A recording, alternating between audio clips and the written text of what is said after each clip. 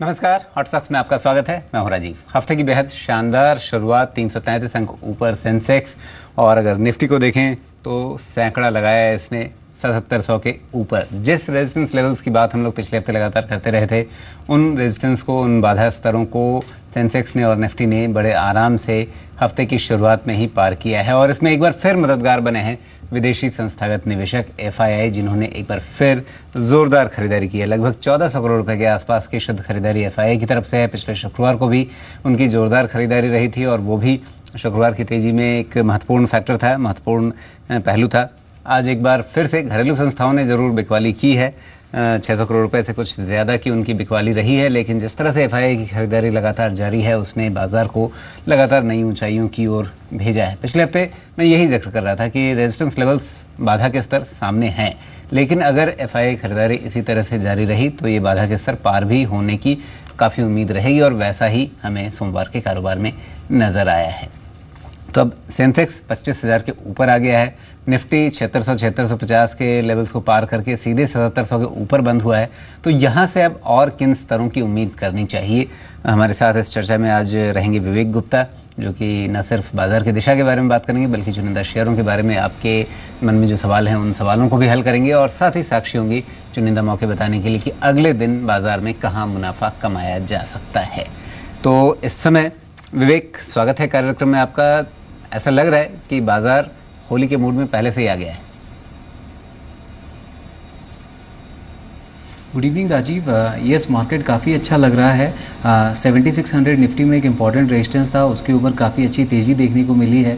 मुझे लगता है अब 7750 से लेकर 7800 की जो रेंज है, ये काफ़ी इंपॉर्टेंट रेंज है। जो निफ्टी में 5100 से लेकर 9000 तक का जो राइज आया था, इसका 38.2% रिट्रेसमेंट लेवल 7852 से लेकर 7860 के आसपास आएगा। तो इस रेंज के ऊपर भी अगर मार्केट सस्टेन कर पाता है तो और अच्छी तेज़ी देखी जा सकती है। तो ओवरऑल निफ्टी में बाई ऑन डिप्स की स्ट्रैटेजी रखनी चाहिए। लेकिन विवेक, 9000 के स्तरों के आसपास से पिछले साल मार्च से जो गिरावट शुरू हुई थी, वो इस साल फरवरी के अंतिम दिन जो 6825 का नीचे का स्तर हमने देखा था, 9100 लगभग से लेकर के लगभग 6800 की ये जो पूरी गिरावट थी, ये जो पूरी नीचे की चाल थी, ये पूरी चाल अब पलट रही है। ये संकेत कौन सा स्तर पार होने के बाद आप निफ्टी पे मानेंगे?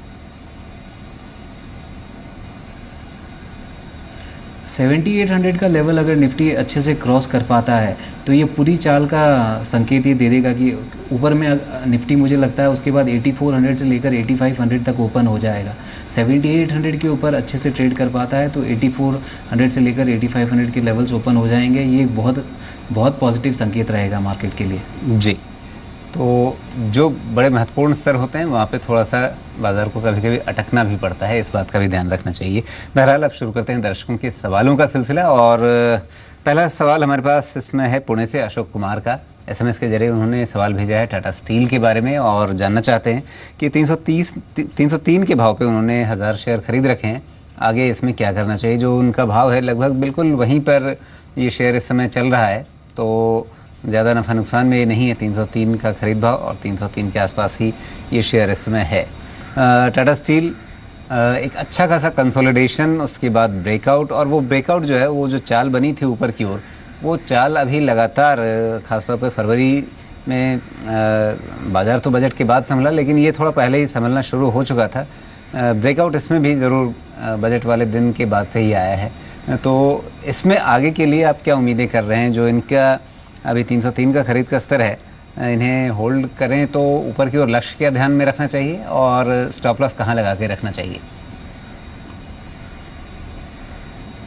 डेफिनेटली इन्हें फ़िलहाल होल्ड करना चाहिए। ऊपर में जो लक्ष्य नज़र आ रहा है वो 340 से लेकर 345 का लक्ष्य नज़र आ रहा है शॉर्ट टर्म में। अगर मैं लॉन्ग टर्म में देखूँ तो लॉन्ग टर्म में ये स्टॉक 450 तक की भी तेज़ी दिखा सकता है, क्योंकि इसके जो लॉन्ग टर्म चार्ट्स थे उसमें 195 से लेकर 200 के आसपास जो सपोर्ट बन रहा था, जो इंपॉर्टेंट ट्रेंड लाइन आ रही थी, वहीं से बाउंस बैक देखने को मिला है। तो शॉर्ट टर्म में 340 से 350 का लक्ष्य एक्सपेक्ट कर सकते हैं, और लॉन्ग टर्म में 450 तक भी ये स्टॉक कंटिन्यू हो सकता है। तो डेफिनेटली होल्ड रखना चाहिए।